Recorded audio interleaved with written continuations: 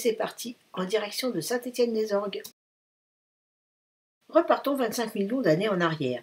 Il fait chaud, le climat est tropical. La Provence actuelle baigne les pieds dans l'eau. C'est une eau peu profonde, alimentée par des montagnes, et dans le courant bourbeux, des plantes qui ressemblent à des posidonies capturent le calcaire des sédiments qui flottent à proximité de leurs feuilles. Elles finissent par s'en recouvrir entièrement en plusieurs milliers d'années. Ce calcaire se transforme en pierre, la vase augmente et la mer se retire. Les Alpes poussent et une étendue déserte apparaît. Ce sont ces plantes qui ont formé ces champignons de pierre aux formes incroyables.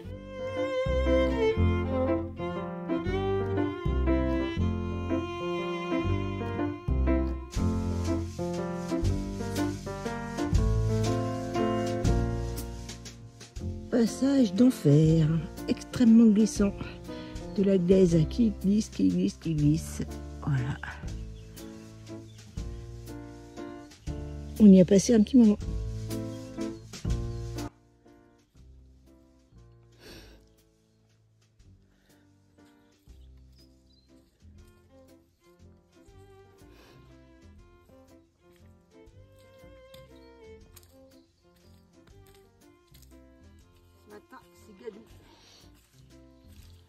Dans ce coteau-là, effectivement, très humide.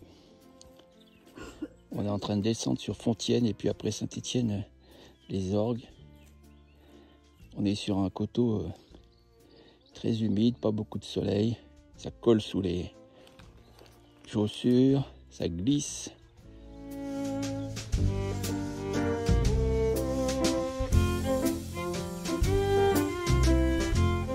Tu fais le mort, tu veux pas Il bouger. fait le mort parce qu'il a peur. T'es plein, en train de digérer. Allez, avance. Un bel ormet. Avec la pluie, c'est sûr que... On n'en a jamais vu d'aussi gros parce que d'habitude ils sont tout petits. Il est gros celui-là. Mais avec toute la pluie qu'il y a, là, ça leur profite en fait. Il est épais. C'est un bel orvet. Bon, pour ceux qui ne le savent pas, c'est un lézard, hein, c'est pas un serpent, il a pas de... c'est un lézard sans pattes, qui est complètement inoffensif et qui est protégé. Bon, celui-là il est grand, il doit faire au moins 30 cm de long. Hein. Non. T'as pas le... J'ai pas le compas. Non, t'as pas le double décimètre dans le... Allez, 20 cm.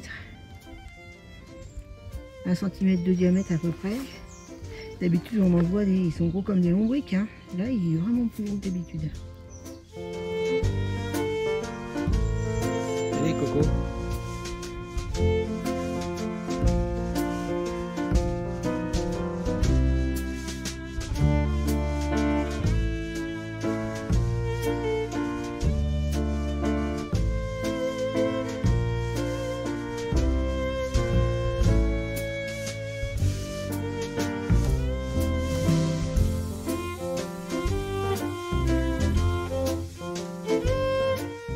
Petite pause à Fontienne et découverte de la fontaine.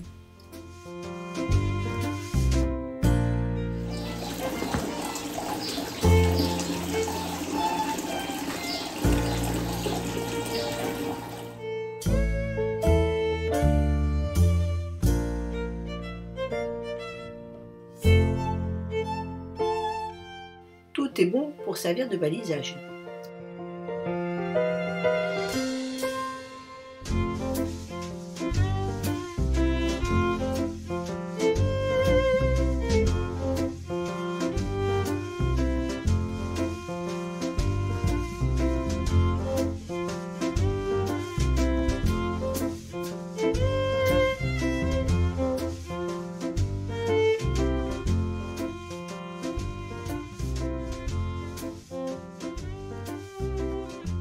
Salut les amis des blaireaux. Salut, salut. C'est possibilité de la mettre sur un... Saint-Étienne-les-Orgues, donc on n'est pas... Ouais. On est au pied de la montagne de Lure. Voilà, on est arrivé là après 17 km. 17 km, ouais. 17 km de rando facile, avec un peu de dénivelé quand même. Ouais, ça monte, ça fait 500 mètres, un peu plus de 500 mètres de dénivelé. Ça monte depuis Fort-Calquier, voilà. Voilà, et puis ce soir on couche dans une maison d'hôte qui est super sympa. On a mangé un super repas avec des gens super gentils, avec des chiens, des chats, on se croirait à la maison. C'était vraiment sympa et on a passé une super soirée. Voilà, on n'a pas grand-chose d'autre à vous dire à part Pas de pluie, pas de tonnerre. Tout va bien. Pour aujourd'hui, non, voilà. Peut-être que demain, on ne sait pas trop. Demain, on va monter, on va commencer la montée à la montagne vers de le Lure. sommet de Lure, là-haut. On va voir ce qu'on fait parce qu'a priori, il y a des soucis. On peut pas. Il n'y a pas d'hébergement et il n'y a pas d'hébergement à la station de Lure. Bivouac possible parce qu'il n'y a pas d'eau. Il n'y a pas d'eau, voilà. Donc, on va bivouaquer où il y a de l'eau. On va sûrement modifier notre itinéraire qui était prévu. Bon, ça va vous faire une étape courte demain et une grosse étape le lendemain, mais bon, c'est pas grave. On va se débrouiller, voilà. Et puis, aujourd'hui, ça a été vraiment beaucoup de forêt avec beaucoup de fleurs, beaucoup de verdure, les paysages de la Provence. C'était super beau. Donc, on essaiera de vous mettre tout ça demain. Demain, vous risquerez d'avoir deux journées en même temps, quoi. Voilà. Il a quand même pas mal plu et donc les chemins sont bien boueux. Et aujourd'hui, on a même eu la chance de laver nos fringues. Donc, on est propre et on sent bon. Ça devrait être... Et Fourcalquier, on l'avait pas fait. Bon, Fourcalquier... Il n'y a pas grand-chose. Hein. Nous, Fourcalquier, on connaissait un petit peu. On est venu en été, il y avait le marché, donc c'est pas pareil. Là, il n'y avait pas le marché, c'est pas l'été, on n'est pas en pleine saison. Et en fait, il n'y a pas beaucoup de gens en vacances, quoi. Il y a quelques étrangers, des marcheurs qui font le GR6, je crois qu'il n'y en a pas. On n'a rencontré personne ni dans un sens ni dans l'autre. Dans les hébergements, ils connaissent pas tous même ce que c'est que le GR6. Donc c'est un chemin qui est très très peu utilisé. Donc si vous aimez la randonnée un peu sauvage où vous rencontrerez pas grand monde, c'est un très très beau chemin parce que depuis Arcachon jusqu'à maintenant, on a eu très peu de déceptions au niveau des paysages, au niveau de la variété, au niveau du patrimoine. C'est vraiment une traversée de la France qui est assez incroyable, d'ouest en est. Et on regrette vraiment pas d'avoir choisi de faire ce chemin. On en fera d'autres, hein, parce qu'on adore ça. Mais celui-là, je pense qu'il nous aura marqué. C'est un beau chemin. Il est un peu sportif. Pour l'instant, on va aller se coucher. Mais là, on va aller faire dodo. On vous dit à demain, si on a eu raison.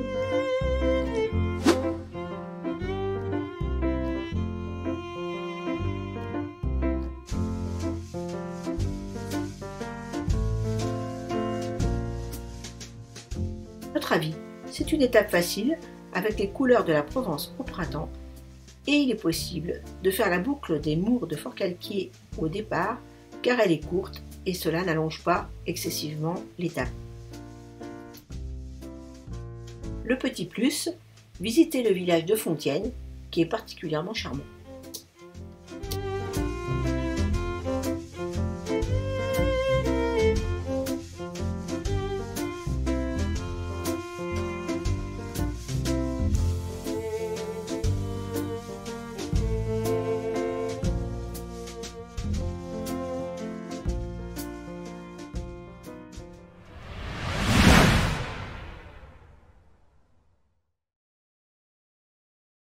Nous partons direction Montagne de Lure. Jusqu'où ira-t-on? Nous faisons une première pause au niveau de l'abbaye Notre-Dame de Lure. L'église est la seule partie conservée de ce monastère chalaisin établi en 1160. Il fait un temps très maussade et il est tôt. Pas question d'attendre la nuit dans ce lieu un peu triste, même s'il y a une source et que la terrasse devant l'église comporte de nombreux arbres multicentenaires. C'est donc reparti dans la hêtraie pour aller vers le sommet.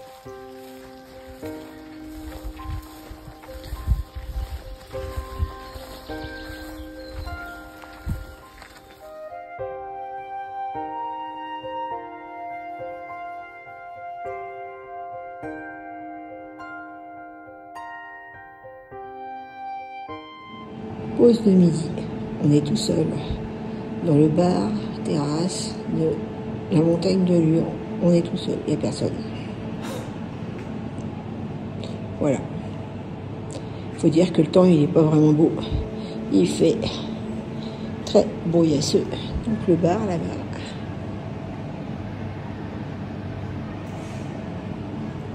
Et puis là derrière Pascal, il y a un poêle soufflant là.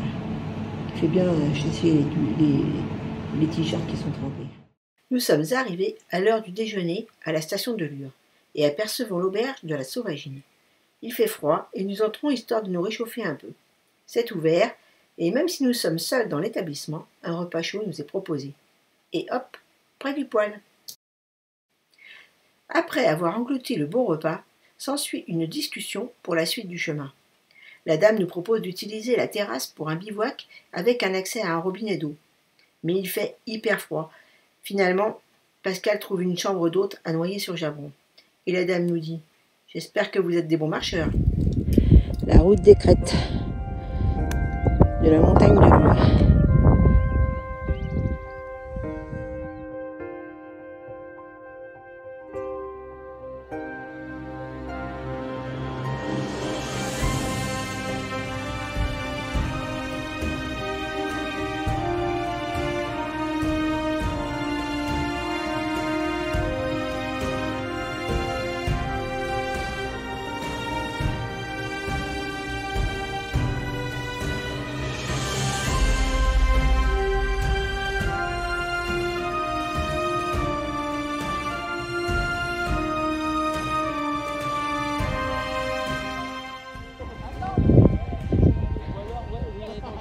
C'est l'hiver.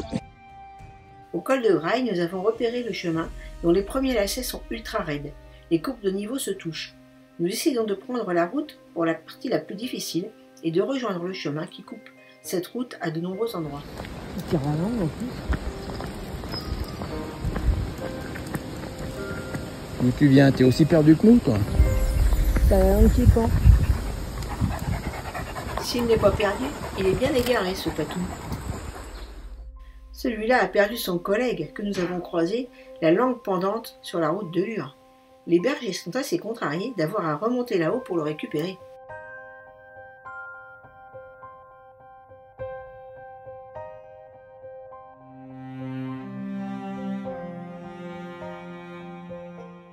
À partir du pas des portes, c'est la galère. Le chemin est difficile, caillouteux, et en plus, il s'est mis à pleuvoir. Heureusement, récompense, à la fin du chemin, 2 martres devant nous.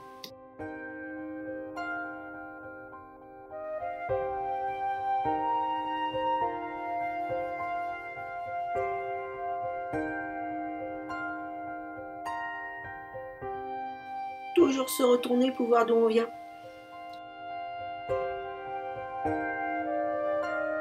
Salut. Coucou les amis des blaireaux. 2 blaireaux exténués. Un mâle, une femelle, dans le même état. Parce qu'aujourd'hui, on a marché, mais marché. Bonne étape. Ça n'a pas rigolé. Ça n'a pas rigolé et on va aller se coucher de bonne heure. 31 km ou... Ouais, 31 km, je pense. Et 2500 de dénivelé au cumulé. 1230, 1000 de plus, 1270 de moins. De négatifs parce que de Saint-Étienne-les-Orgues à Noyer-sur-Javron, ça fait tout ça. Ça fait tout ça. Ça fait tout ça et en plus, on est parti ce matin. On savait vraiment pas trop ce qu'on allait faire. Non, on savait pas trop. Alors on est monté jusqu'à l'abbaye de Notre-Dame de Lure pour se dire on va peut-être faire une étape là et puis on partira demain matin. Il faisait pas beau. Pas très accueillant d'ailleurs ce truc-là, avec le temps un peu bien... Pluvieux, gris. Bien pluvieux, gris. Bon. On n'est pas resté, puis il était déjà tôt, enfin il était tôt dans la matinée. Il était trop tôt d'ailleurs, ouais. On a dit mais qu'est-ce qu'on va faire là toute la journée Donc direction... La station. Station de Lure. Enfin station c'est un bien grand mot, hein. Il y a une auberge qui s'appelle la Sauvagine, qui est très sympa, qui était ouverte, et un gîte qui était fermé. Donc... on s'est dit, est-ce qu'on reste là, est-ce qu'on reste pas là? Parce que la dame, elle nous a autorisé à bivouaquer sur sa terrasse. La Sauvagine, on pouvait... À la Sauvagine. Comme, très sympa. Elle faisait cuisine à midi, mais pas le soir. Donc, et éventuellement, il y a une terrasse qui était couverte. Donc, pour se mettre à l'abri des intempéries, pas de la fraîcheur, parce que il faisait frais. Mais les intempéries, on aurait été à l'abri, c'est sûr, sur la terrasse. Et puis, elle n'avait pas d'opposition à ça. Ouais, elle était bien sympa. Elle nous a même fait un accès à l'eau, enfin voilà, il n'y avait pas de problème.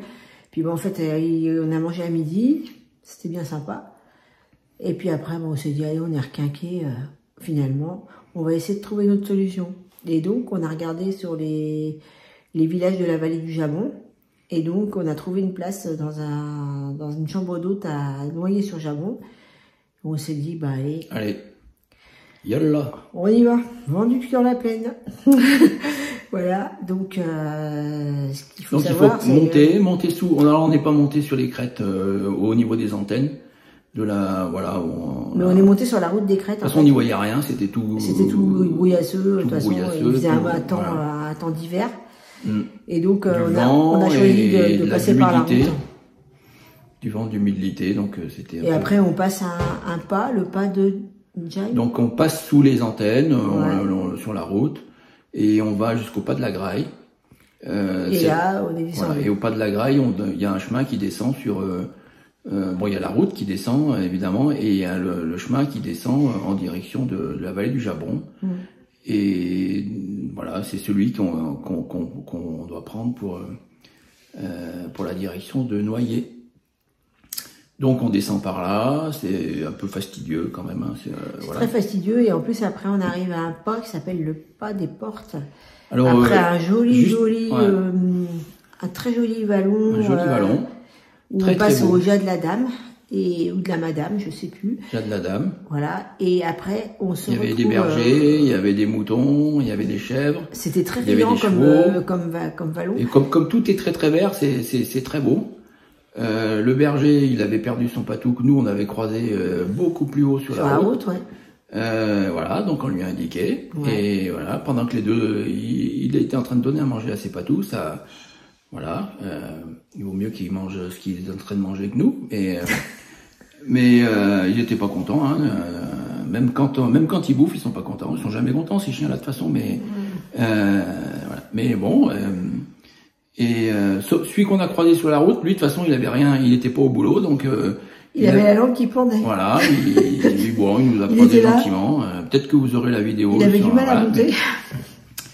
Mais voilà, donc du coup, on a indiqué au berger qu'il fallait qu'il monte là-haut, remonte vers le pas de la Graille pour chercher son patou. Pour récupérer son chien, quoi. Voilà. Et puis après, il y a un pas qui, donc le pas des portes.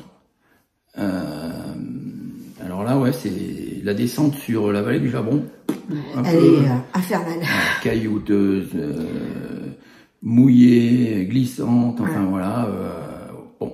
Et d'ailleurs, le panneau au pas, il indique 5 km 2 heures. Alors là, on s'est dit, c'est bizarre. Voilà, 5 km 2 heures, c'est bizarre.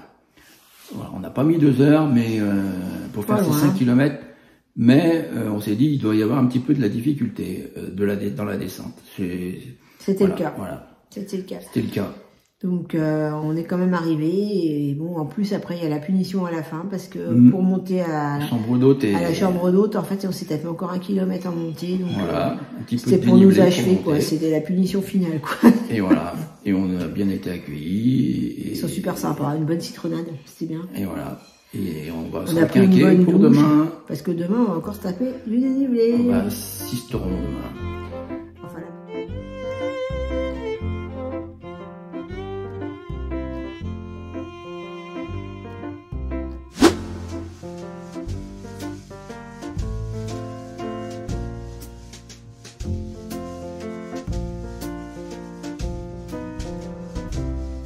Notre avis, une étape difficile de par la distance et le dénivelé.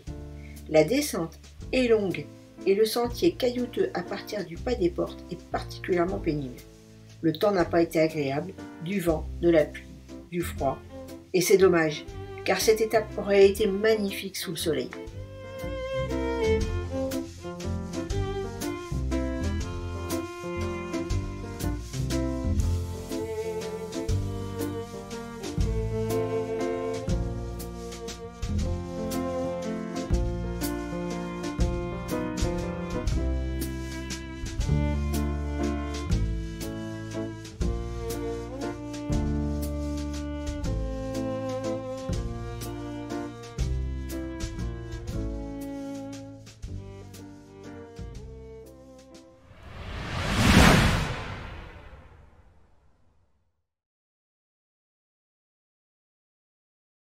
Serait-ce enfin le beau temps?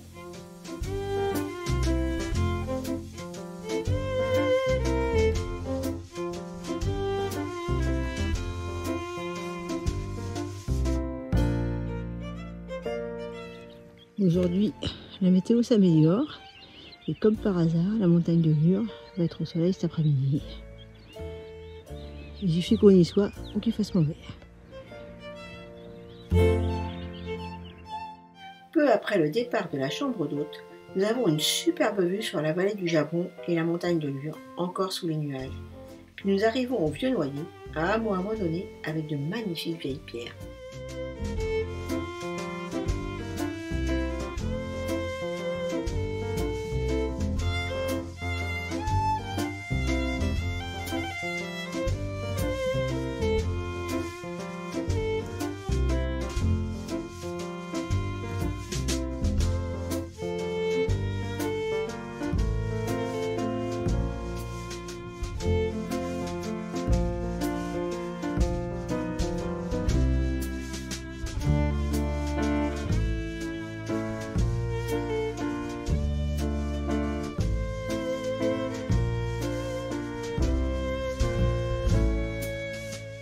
Et c'est parti pour un festival de fleurs jaunes.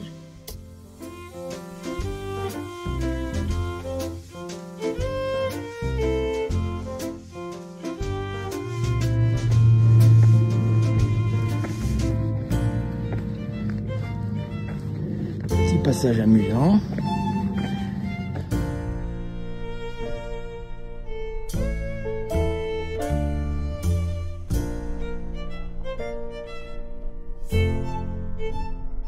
Petite distraction de Pascal, me filmer au ralenti.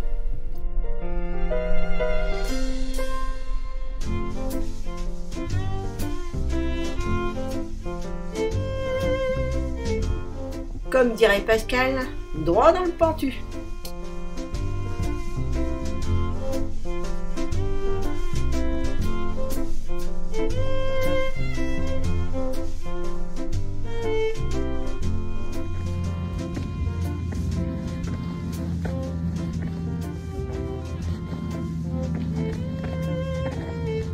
Sur la pointe des pieds, puisque je ne mets pas de mes bâtons.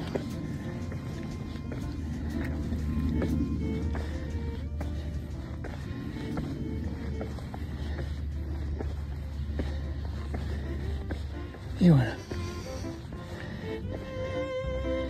Petit rappel d'hier. Le pas des portes. Les roubines désignent des terres noires dues à l'érosion des marnes.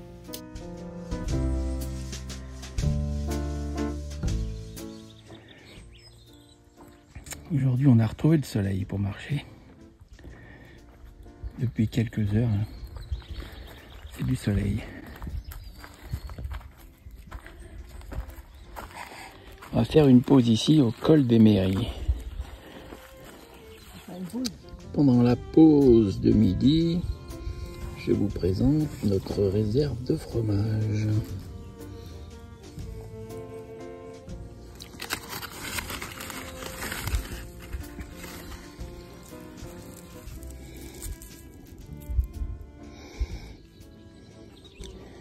C'est une des choses intéressantes qu'on a pu faire à Forcalquier.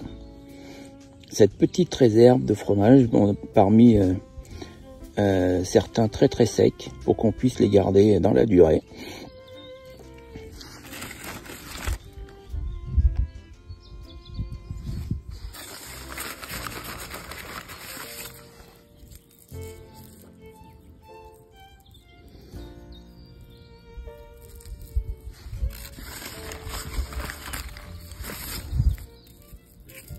Je peux le faire. T'avances peu? Avance.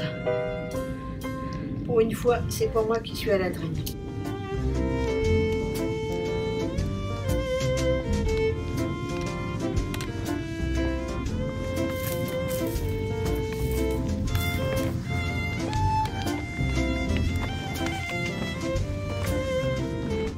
Le Le choix du PR n'a pas été celui de la facilité. Le sentier en balcon est une succession de montagnes russes plutôt pentues et il ne faut pas avoir le vertige. La montagne de la Baume au-dessus de Sisteron.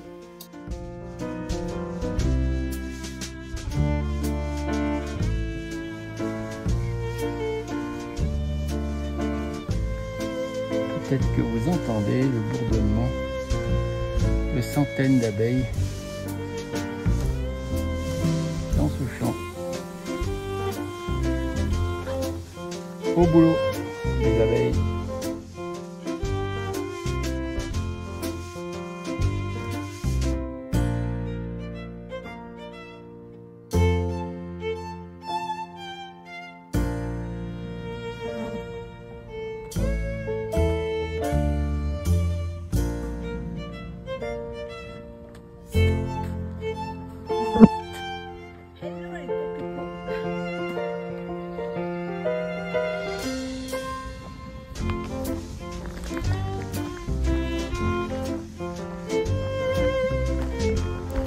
Et toujours la légendaire culotte qui sèche sur ce sac.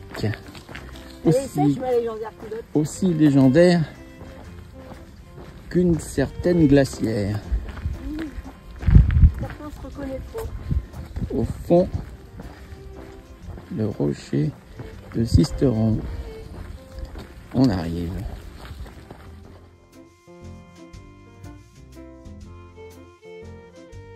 Arrivé à Sisteron, pose glace et Perrier-Menthe. Ensuite, nous réservons une chambre à l'hôtel Tivoli. Nous avons déjà séjourné dans cet hôtel lors d'un week-end il y a quelques années. Ensuite, nous flânons dans les jolies ruelles de Sisteron. Elle ressemble au beffroi du nord de la France et son origine date du XVIe siècle. La tour médiévale a été reconstruite en 1892, date à laquelle l'horloge et le campanile en fer forgé ont été ajoutés. Elle mesure 44 mètres de haut et abrite un escalier de 120 marches. Elle porte la devise de la ville de Sisteron, sûre entre les montagnes et les fleuves. Cette porte de la Provence occupe une situation privilégiée, proche du confluent du Bêche et de la Durance. Nous vous conseillons d'aller à Sisteron visiter la citadelle avec sa vue magnifique sur la Baume et la vallée de la Durance, ainsi que ces fameux escaliers qui ont servi lors d'un tournage avec Gérard Philippe. Et où les amis du bureau? Bonjour, bonjour. Et ben voyez, aujourd'hui il y a du soleil. Et ma heure-ci, quand on filme, il est déjà plus de 20 h et il y a encore du soleil. Et on a eu juste un petit coup de tonnerre, mais qui n'a pas duré longtemps. 3-4 gouttes quand même. Et donc aujourd'hui, après une très dure journée d'hier, on se demande encore comment on l'a fait. Et ben ça a été une journée plus cool. On en avait fait beaucoup hier, donc pour arriver à Sisteron aujourd'hui, il n'y avait pas grand chose. Il restait moins de kilomètres. Un peu plus de 14 bornes, et puis bon, ça descendait un peu, donc 500 mètres de positif et 650 de négatif. Quoi. Et donc là, on est à Sisteron ce soir. Sisteron. Voilà. Bon, c'est une jolie étape. On est d'abord passé dans un village en ruine. Le Vieux Noyer. Le Vieux Noyer sur Jabron, qui est très joli. Et après, on fait une grande descente. Là, Pascal, il me dit, t'as vu sur quoi t'as marché? Bah non. Et puis en fait, j'ai marché sur un serpent. Heureusement, c'était pas une vipère ni un truc méchant, quoi. Et donc, je l'ai vu partir et ça ressemblait vraiment à une couleuvre. Donc, on a continué comme ça. Et après, on est redescendu, remonté. On a fait des montées dans des marnes qui sont assez typiques de cette région. Qui sont des terres noires un peu friables et très pentues. Et le chemin, il passe directement dans la pente. Donc, il fallait... Dans le pentu. Mais c'était vraiment dans le pentu, quoi. Hein. Donc, heureusement que ça durait pas longtemps. Et heureusement que c'était à la montée, parce que je pense qu'à la descente, j'aurais fait toboggan. Parce que c'était vraiment... pas vertical, mais c'était bien pentu, quoi. Et puis après, on a continué. Et paf, encore une couleuvre qui nous passe devant les pieds. Bon, elles sont pas agressives, hein, donc on n'a pas eu de problème. Et puis... Ouais, je le saurais. Bon, il n'y a pas de raison, ils ont plus peur que nous, hein. De toute façon, voilà. Et puis après, on est arrivé au col, après un petit village. Il y a un col qui s'appelle le col de la mairie, ou des mairies. Et là, on avait l'option de soit passer par le GR6 en prenant la route des Crêtes, soit en prenant un chemin qui était plus ou moins... Enfin, un chemin ça crête, monte quoi. un peu et voilà, ça reste un peu en crête. Et soit de prendre avant de descendre sur Sisteron. Soit de prendre un petit PR où il y a moins de montée, mais qui est plus ou moins, comment dire, à mi-pente, en fait, en balcon, voilà. Il était vraiment balcon. Ouais, il était pas si évident que ça, ouais. Et finalement, je pense qu'il était peut-être plus dur que le chemin des crêtes. Parce qu'il y a des moments aussi, il aurait presque fallu me pousser au derrière pour que je puisse monter, quoi. Hein. Mais bon, on y est arrivé, et puis après, on a eu une nature qui était vraiment très très belle, parce que la descente sur Sisteron, il y a des champs en fleurs, mais c'est en ce moment de toute beauté. Des champs avec des coquelicots, mais pas que. Il y a des coquelicots avec du sainfoin, avec des vipérines, avec d'autres fleurs. Il y a toutes sortes de fleurs, des campanules. Enfin bon, j'ai fait des photos. Ça butine, il y avait des champs. Il y avait plein d'abeilles. Enfin, bon, il y avait des centaines d'abeilles qui butinaient des centaines de fleurs. Hein, donc, Et franchement, ça vaut le coup de se promener dans le coin en ce moment. Parce que les couleurs sont vraiment inhabituelles pour la Provence, pour la Haute-Provence, là où on est. Parce que d'habitude, à cette époque, c'est déjà sec. Et il n'y a pas toutes ces fleurs. Et là, vraiment, la nature, elle est, mais c'est un vrai arc-en-ciel de couleurs, hein.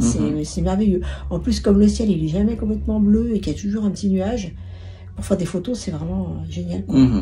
On s'est éclaté aujourd'hui parce que c'était pas difficile, c'était bien, c'était sympa, on a vu plein de belles choses. Donc après une grosse étape comme hier, et ben franchement ça fait du bien. Demain, ça sera direction Saint-Genier. On y est déjà passé, parce qu'on était venu un week-end à Sisteron, et on avait déjà fait des randonnées dans le coin. On était allé le premier jour à faire un tour autour de Saint-Genier, et le deuxième, on avait fait le sentier des Mours de Fort-Calquier. Donc ça nous a rappelé tous ces souvenirs-là, c'était des bons souvenirs. Voilà. Eh bien, la Haute-Provence continue en allant bientôt dans les Monges.